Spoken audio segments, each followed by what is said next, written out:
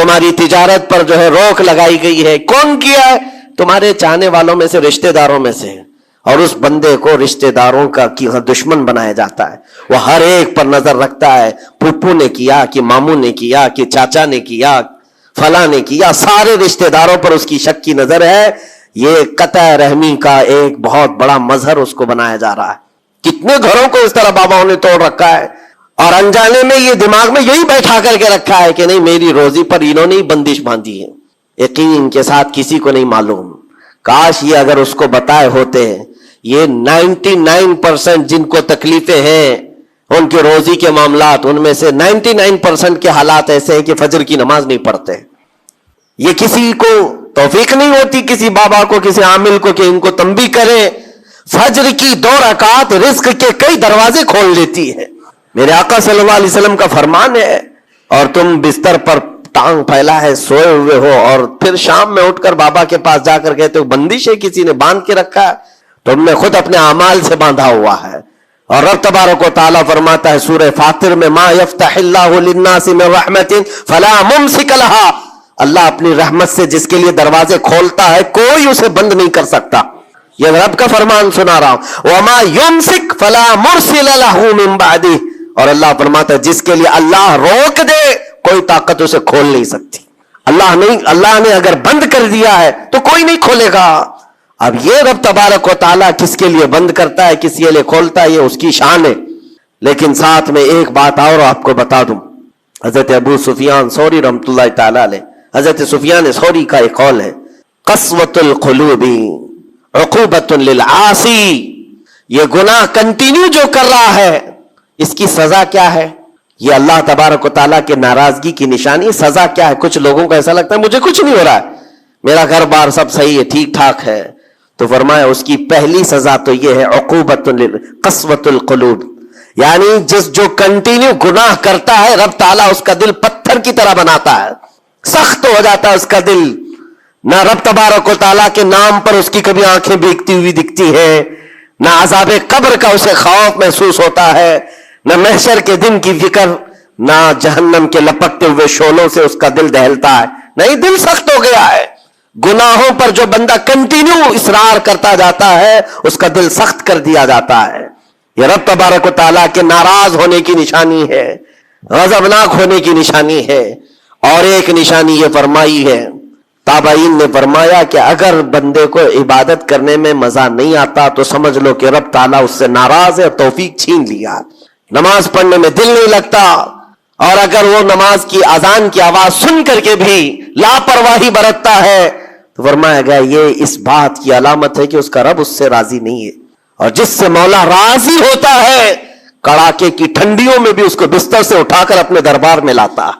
جس سے رب تبارک و تعالیٰ راضی ہے اس کو اپنے دربار میں لگائے رکھتا ہے. وہ رات ہو کہ دن ہو کہ صبح ہو کہ دوپہر ہو، وہ بندہ دوڑا ہوا رب تعالیٰ کے حضور پہنچ جاتا ہے. میرے عزیزو اپنی اپنی فکر کریں، ہم کس کیٹیگری میں چل رہے ہیں؟ کہیں ایسی زندگی نہیں گزر رہی ہے کہ ہمارا رب ہم سے راضی نہ ہو، ناراض ہو. پھر پوچھا گیا کہ اگر اللہ تبارک و تعالیٰ ناراض ہے تو پھر دولت کی ریل پیل گھر بار ساری چیزیں ہیں. فرمائے یہ بھی ایک نشانی اللہ کی ناراضگی کی کہ گناہ کنٹینیو ہونے کے باوجود اگر تمہارے مال میں کمی نہیں آ رہی ہے، روزانہ بڑھتا جا رہا ہے، تو خوف کھاؤ کہ اللہ بڑے عذاب کا تمہارے لیے تیاری فرما رہا ہے. آخرت میں تمہارا کوئی حصہ نہیں ہوگا، سب کچھ دنیا میں دے دیا جائے گا اور تمہارے لیے بڑے عذاب کی تیاری ہو رہی ہے. اگر گناہوں کی وجہ سے پکڑ نہیں ہوئی اور تمہارا مال اور یہ ساری چیزیں چل رہی ہیں تو یہ اس بات کی علامت ہے کہ بڑے عذاب کی تیاری ہے. عزیزان گرامی وقار، کوئی اس بات کے لیے خوشحال ہو کر کے نہ رہ جائے کہ میرا تو کچھ نہیں ہے، سب کچھ اچھا چل رہا ہے، گناہ بھی کر رہا ہوں، جھوٹ بھی بول رہا ہوں، نعوذ باللہ من ذالک، آنکھیں بھی بدکاری کر رہی ہیں، کچھ تو زنا میں بھی ہیں، کچھ ڈکیت میں بھی ہیں، چوری میں ہیں، پتہ نہیں کیسی کیسی بلاؤں میں مبتلا ہیں، لیکن ان کا حال یہ ہے کہ نہیں ٹھیک ہے، دولت کی ریل پیل سب اچھا خاصا ہے، مال سب کچھ فراوانی ہے. تو یہ مت سمجھنا، قرآن کہتا ہے وَلَا يَحْسَبَنَّ الَّذِينَ يَبْخَلُونَ بِمَا آتَاهُمُ اللَّهُ مِنْ فَضْلِهِ. ایک جگہ وَلَا يَحْسَبَنَّ الَّذِينَ كَفَرُوا أَنَّمَا نُمْلِي لَهُمْ خَيْرٌ لِأَنفُسِهِمْ إِنَّمَا نُمْلِي لَهُمْ لِيَزْدَادُوا إِثْمًا وَلَهُمْ عَذَابٌ مُهِينٌ. اللہ فرماتا ہے جو لوگ ہم سے دور ہو رہے ہیں وہ یہ مت سمجھیں کہ اللہ تعالیٰ کے بارگاہ میں وہ اچھا کر رہے ہیں، بلکہ رب تعالیٰ فرماتا ہے انما نملی لہم، ہم ان کو ڈھیل اس لیے دے رہے تاکہ وہ اور گناہ کر لیں، لیزدادوا اسما، اور گناہ کر لیں. پھر ایک دن اچانک دردناک ذلت والا عذاب ہوگا، ذلت والا عذاب ہوگا. قرآن پاک میں رب تعالیٰ فرماتا وَلَا تَكُونُوا كَالَّذِينَ نَسُوا اللَّهَ فَأَنسَاهُمْ أَنفُسَهُمْ، تم ان لوگوں کی طرح مت ہونا جو اللہ کو بھول گئے. جو عبادت سے دور ہوتا ہے یہ اللہ کے غضب کی نشانی ہے، اللہ اس سے ناراض ہے. اگر عبادات میں نہیں آ پا رہا ہے، نمازیں اس کی کمپلیٹ نہیں ہو رہی ہیں، تو اللہ ناراض ہے اس سے. اور قرآن میں رب تعالیٰ فرماتا ہے، یہ سورہ حشر کی آخری آیتوں میں سے ہے، مشہور آیت، وَلَا تَكُونُوا كَالَّذِينَ نَسُوا اللَّهَ، جو اللہ کو بھول گئے تھے ویسے مت بنو، ورنہ کیا ہوگا. رب فرماتا فَأَنسَاهُمْ أَنفُسَهُمْ، اللہ ان کو خود اپنے آپ کو بھلا دے گا. یعنی تمہیں ایسا بنا دیا جائے گا کہ تم کو خود یاد نہیں ہوگا تم کون ہو، بھول جاؤ گے. قیامت کے دن بھی ایسے بہت ہوں گے جن کو خود پتا نہیں ہوگا کہ کیا تھے، بلکہ مرنے کے وقت بھی کئی لوگ اپنا نام تک بھول جاتے ہیں. ان سے پوچھا جائے، اسی لیے تو کلمہ پڑھنے کی تلقین کی جاتی ہے کہ آپ وہاں بیٹھ کر کے کلمہ پڑھتے رہو، ورنہ وہ بھولتا چلا جائے گا، بھولتا چلا جائے گا. ایسی کیفیت میں آتا ہے بندہ کہ وہ خود اپنے آپ کو بھول جاتا ہے. اور رب تعالیٰ فرماتا ہے کہ جن لوگوں نے اللہ کو بھلا دیا اللہ ان کو بھلا دے گا خود کا، ان کی ذات ایسی بن جائے گی کہ وہ خود اپنے آپ کو بھول چکے ہوں گے. عزیزان گرامی وقار، جو نشانیاں بتائی گئی ہیں ان کو چن چن کر کے دیکھو، کہیں میری زندگی میں آ تو نہیں گئی ہیں. دل کا سخت ہونا یہ بہت بڑی علامت ہے. اور دل سخت ہے یہ کیسے پتا چلے؟ فرمایا گیا کہ مسجد میں اگر زیادہ دیر بیٹھنے کی خواہش نہیں ہوتی ہے تو دل کالا ہے. اگر قرآن پڑھنے میں دل نہیں لگتا ہے تو دل سخت ہو چکا ہے. اٹھاؤ قرآن ہاتھ میں، دیکھو کتنی دیر پڑھ سکتے ہو. اور موبائل کو گھنٹوں چلا سکتے ہو، موبائل کی اسکرین پر تم آنکھیں جمائے بیٹھے رہتے ہو، جبکہ اسی موبائل میں قرآن بھی ہے لیکن وہ کھلتا نہیں ہے. اور قرآن اگر نہیں کھل پا رہا ہے تم سے، اور صفحہ دو صفحہ نہیں پڑھ پا رہے ہو، تو تمہارا دل کالا ہو چکا ہے، دل سخت ہے. یہ 3 علامتیں تو مشہور ہیں. فرمائی گئی کہ اور تیسری بات یہ ہے کہ تمہارے جیب میں پیسے ہوں اور کوئی سائل اور فقیر آیا اور تم اس کے لیے صدقہ نہیں کر پا رہے ہو تو دل تمہارا پتھر ہو چکا ہے. یہ دل کے سختی کی علامت ہے. اور قسوۃ القلوب عقوبۃ للعاصی، یہ کہا گیا ہے دل کا سخت ہونا یہ تو رب کی طرف سے بہت بڑی سزا ہے، بہت بڑی سزا ہے. گنہگار کی سزا یہاں سے شروع ہوتی ہے. اور پھر آپ کو ایسا لگ رہا ہوگا کہ دل سخت ہو گیا ہے تو کیا ہوگا، اس کو ہلکے میں نہ لیں، ہلکے میں نہ لیں. فرمایا گیا کہ جب دل سخت ہو جاتا ہے تو بندہ کفر تک بھی جا سکتا ہے، کفر تک بھی جا سکتا ہے. دل کی سختی اس کو کفر بھی لے جاتی ہے. بلکہ بزرگوں نے یہاں تک فرمایا کہ جب بندے کا دل سخت ہو جاتا ہے تو اس کے نزدیک ماں سے زنا بھی ہلکا لگتا ہے، بیٹی سے زنا بھی اس کے لیے ہلکی چیز ہے. دل سخت ہے تو جانوروں سے زیادہ ذلیل کام کرنے کو بھی آسان سمجھتا. دل کی سختی اس کو بھیانک گناہوں کی طرف لے جاتی ہے جس کی سوچ بھی نہیں کر سکتے. اسی لیے میرے عزیزوں، وہ دل کی سختیاں آنے سے پہلے اپنے رب کو راضی کر لیں، وہ رحمان کو راضی کر لیں. آج کے ان حالات کو دیکھ کر کے یہ سب محسوس ہونے لگتا ہے کہ کہیں رب ناراض تو نہیں ہے بندوں سے. دعائیں کثرت سے ہوتی ہیں، ہماری دعائیں کہاں جا رہی ہیں؟ اور ظالموں کا ظلم بڑھتا چلا جا رہا ہے. شریر اور فسادی لوگوں کو ہماری گردنوں پر حاکم بنایا گیا ہے. یہ سب رب تعالیٰ کے غضب کی علامات ہیں. اجتماعی توبہ ہو، اور توبہ کا بھی مطلب یہ نہیں ہے کہ دونوں گال پہ ہم تھپڑ مار کر کے نکل جائیں. زندگی پر اس توبہ کے اثرات کا اظہار ہونا چاہیے. آج رات کو توبہ کیا ہے، رب تعالیٰ کے حضور سچی توبہ کیا ہے تو کل اس کی زندگی میں تبدیلی تو آئے. رات بھر توبہ کرتا رہا اور فجر میں سو رہا ہے تو کوئی تبدیلی نہیں آئی. یعنی تم نے دل سے اللہ کی بارگاہ میں توبہ ہی نہیں کیا ہے، نہ ہی تمہارے چال چلن میں کوئی فرق آیا. یہ توبہ نہیں ہے. تھپڑ تو 1000 بار مار لو، اس کو توبہ نہیں کہا جاتا. توبہ عزم مصمم کا نام ہے. اور اللہ تبارک و تعالیٰ کو راضی کرنے والی توبہ وہی ہے جو عزم مصمم کے ساتھ ہوتی ہے. جانتے ہو سیدنا عمر فاروق رضی اللہ تعالیٰ عنہ، ان کا دور وہ ایک ایسے رعب و دبدبے کا دور ہے. ایک شخص ایک دکان سے یا گھر سے شراب کی بوتل لیا اور نکلا باہر. شراب کی بوتل لے کر کے حضرت عمر فاروق رضی اللہ تعالیٰ عنہ راستے پر آ رہے تھے, آپ کی نظر پڑ گئی, اس نے بوتل چھپا لیا. شراب کے ساتھ پکڑا جاتا, ابھی کوڑے بھی مارے جاتے اور ذلیل بھی ہوتا. حضرت عمر جیسے بڑھتے آگے, اس کی ہیبت بھی بڑھتی چلی گئی. کیا ہوگا کیا ہوگا, بچ بچا کے نکل جاؤں, نہیں, لیکن سیدھے وہ سامنے آ کے کھڑے ہو گئے. کہا کہ کہاں سے؟ کہا یہیں سے آ رہا ہوں. کیا ہے جس کو تم بغل میں چھپائے جا رہے ہو؟ جس چیز کو چھپا رہا تھا اسی چیز کا سوال کیا انہوں نے. اس بندے نے کہا کچھ نہیں امیر المومنین, دودھ کی بوتل ہے, دودھ کی بوتل ہے, میں چھپایا ہوا ہوں, آپ آ رہے تھے آپ کی عظمت میں. حضرت عمر فاروق رضی اللہ تعالیٰ عنہ کی دوربین نظر جانتی تھی. آپ نے کہا دودھ کی بوتل ہو تو چھپانے کی ضرورت کیا ہے, نکالو باہر. اب اس کے ہاتھ اتنے کانپنے لگ گئے ڈر کے مارے کہ وقت کا وہ امیر المومنین کھڑا ہے جس سے قیصر و کسریٰ بھی تھر تھراتے ہو. اب ان کے سامنے کیا بہانہ کیا جا سکتا ہے؟ اس نے بغل میں سے آہستہ سے بوتل نکالی, آپ کے سامنے سر جھکا کر پیش کیا. حقیقت میں وہ دودھ کی ہی بوتل تھی, دودھ کی ہی بوتل تھی. یہ دیکھ کر اس کا سر چکرا گیا. شراب لے کر کے نکلا تھا اور بغل میں چھپایا بھی تھا امیر المومنین کے ڈر سے. حضرت عمر فاروق نے کہا کہ یہ دودھ کی بوتل ہے تو تیرے اندر اتنا ڈر اور سہم کس بات کا, سچ بتا.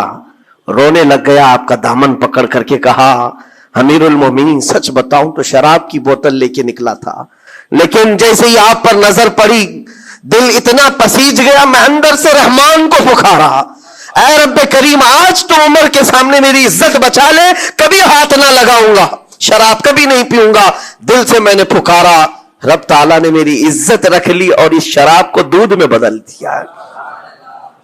میرے عزیزوں, وہ ناراض ہوتا ہے تو جلدی راضی بھی ہوتا ہے, وہ راضی بھی ہوتا ہے. ایسا نہیں ہے کہ مولا تعالیٰ غضبناک ہے تو بندوں کو عذاب میں مبتلا کرے گا. ایک دعا کرو, ایک دعا کرو رب تبارک و تعالیٰ کی بارگاہ میں, جو مجھے بڑی لگی دل کو, جو میں آپ کے سامنے شیئر کر رہا ہوں.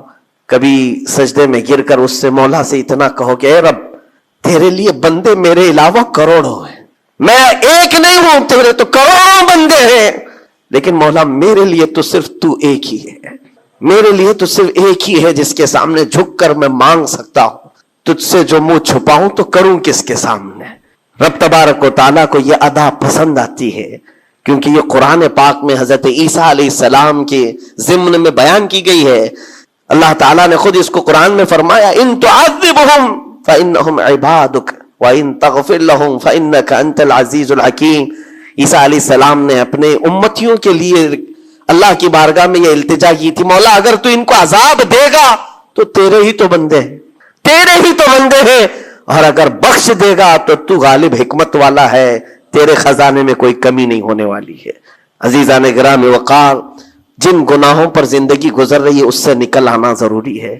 آج یا کل موت کا فرشتہ آ جائے گا, کہیں ایسا نہ ہو کہ اسی گناہوں کے دروازے پر ہمیں دستک دی جائے, اور جو بندہ جس حال میں دنیا سے مرتا ہے پھر اسی حال میں اسے اٹھایا نہ جائے, ذلیل لوگوں میں اس کو قیامت کے دن اٹھایا نہ جائے. جانے کی تیاری تو ہونی چاہیے, اور جس طرح سے بھی ممکن ہو سکے توبہ کرو, اپنے اندر سے اور باہر سے صاف ہو جاؤ. اور رب تبارک و تعالیٰ کو راضی کرنے کے لیے توبہ سب سے بڑی چیز ہے, سب سے بڑی چیز ہے. میرا رب فرماتا ہے قرآن پاک میں, لا تقنطوا من رحمت اللہ, اللہ کی رحمت سے مایوس نہ ہو, وہ سارے گناہوں کو معاف کرے گا, بے شک اللہ غفور و رحیم ہے.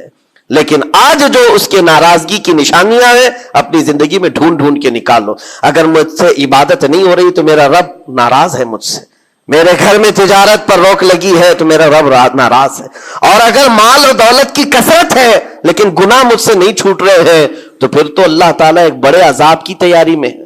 رب تبارک تعالیٰ ایک بڑا عذاب میرے لیے تیار رکھا ہے, بڑا عذاب میرے لیے تیار رکھا ہے. میرے ان گناہوں کی وجہ سے وہ سب کچھ مجھے دنیا میں دے رہا ہے. یہ ڈر کی بات ہے.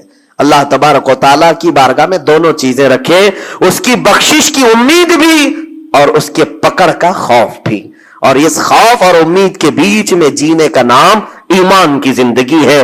اللہ کریم ہم سب کو اس ایمان کی زندگی عطا فرمائے. رب تبارک و تعالی ہم سب کو اپنے غضب سے دور رکھے. اب نہ میرے خدا کا کوئی باپ ہے, نہ بیٹا ہے, نہ بھائی ہے, نہ بہن ہے, کہیں یہ تصور آئے گا ہی نہیں. تم ہم سے یہ سوال نہیں کر سکتے کہ اللہ کے آبا و اجداد کہاں ہے, اولاد کہاں ہے. ہم نے خدا کو مانا ہی ایسے ہے کہ وہ جسم و جسمانیت سے بھی پاک ہے. رشتہ داری سے پاک ہے، کوئی نہ اس کا ہمتا ہے، ایک ہی سب کی سنتا ہے۔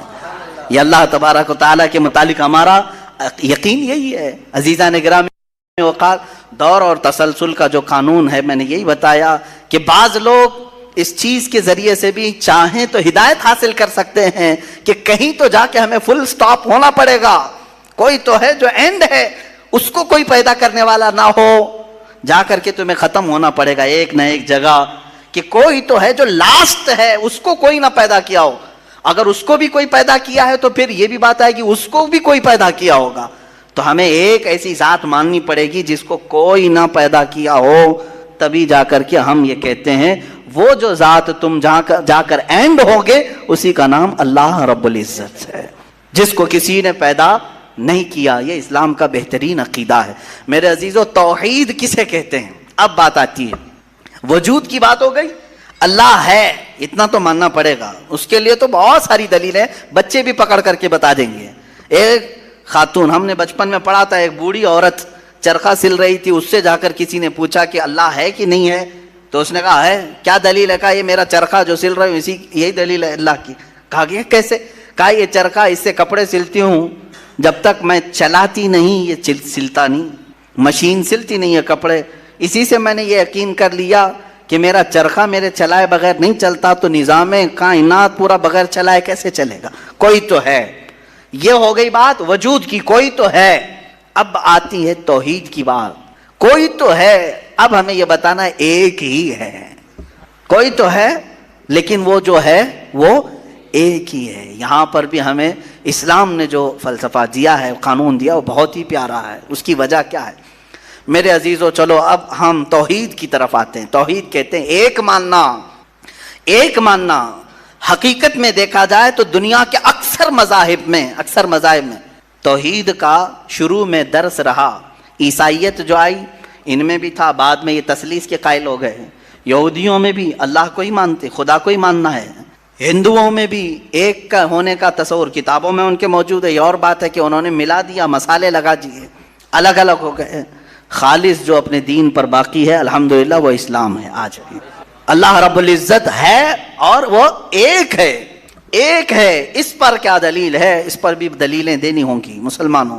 عقلی دلیلیں بھی ہیں، نقلی دلیلیں بھی ہیں۔ نقلی دلیلیں ہمارے لیے، نقلی کا مطلب ہوا کسی جگہ سے ثابت ہے، قرآن سے، حدیث سے یہ ثابت ہے، تو یہ نقلی دلیل۔ عقلی جو عقل بھی جس کو تسلیم کرے، عقل جس کو ایکسیپٹ کرے، وہ کیا ہے؟ اس بوڑھی عورت کا ہی میں بتا دوں جس نے چرخہ سلا، اور چرخے کو چلانے میں اس نے کہا کہ اللہ ہے، کوئی تو ہے، کیونکہ میری مشین بغیر چلائے نہیں چلتی۔ تو اس سے صاحب نے جس نے سوال کیا پوچھا کہ اچھا ہے تو کیا وہ ایک ہے کہ دو ہے؟ کہا نہیں ایک ہی ہے۔ کہا وہ کیسے؟ کہا دو ہو تو دیکھو تم سامنے بیٹھو، ادھر سے چلاؤ، میں ادھر سے چلاتی ہوں، پھر کپڑے کی کیا درگت بنتی ہے؟ تم اپنی طرف کپڑا کھینچ رہے ہوں گے، میں اپنی طرف کپڑا کھینچ رہی ہوں گی۔ اس سے میں نے یہ یقین کر لیا میرے کپڑے کو سلنے کے لیے میرے چرخے پر ایک ہی کا ہونا ضروری ہے۔ دو بیٹھیں گے تو کپڑا پھر پائجامے کی بجائے کرتا ہو سکتا ہے، کرتے کی بجائے ہو سکتی ہے، کچھ بھی ہو سکتا ہے، کچھ بھی سل جاتا ہے۔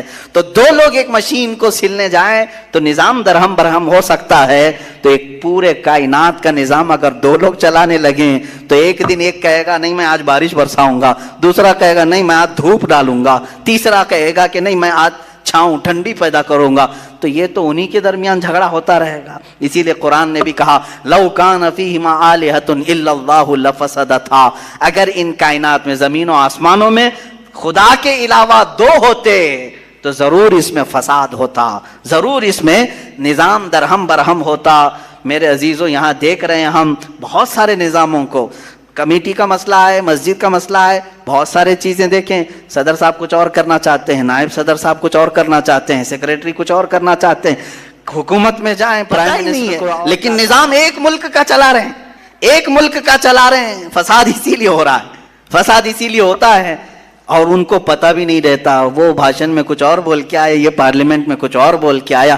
یہ سب ہماری مثالیں جو میں آپ کو پیش کر رہا ہوں دیکھ کر کے سمجھنے کے لیے، ایک سے زیادہ جب ہوتے ہیں تو عقلوں کا ملنا ضروری نہیں، ہر ایک کی عقل الگ الگ چل سکتی ہے۔ اب آئیے کوئی کہہ سکتا ہے نہیں بھائی اتحاد سے بھی تو کام ہو سکتا ہے، یونٹی سے بھی تو کام ہوتا ہے، کچھ جگہ ہوتا ہے نا۔ کوئی اگر کہے کہ خدا ایک نہیں دو ہیں اور دونوں مل کے کام کرتے ہیں, دونوں مل کے کام کرتے ہیں. تو اب میں آپ کو کہتا ہوں, ایک نمبر والا خدا وہ کہتا ہے آج بارش برساؤں گا, 2 نمبر والا اگر اتحاد کرتا ہے اور کہتا ہے کہ نہیں ہاں تو جو کرے گا وہی میں کرتا ہوں, تو یہاں پر قانون یہ تفسیر میں فرمائے گا, دوسرا والا تو عاجز ہو گیا, وہ مختار نہیں ہے پھر فیصلہ لینے میں, اور عاجز جو ہوتا ہے وہ خدا نہیں ہوتا. خدا وہی ہوتا ہے جو مالک و مختار ہے, جو خود فیصلے لے گا اور اس میں کسی کو شریک نہیں کرے گا.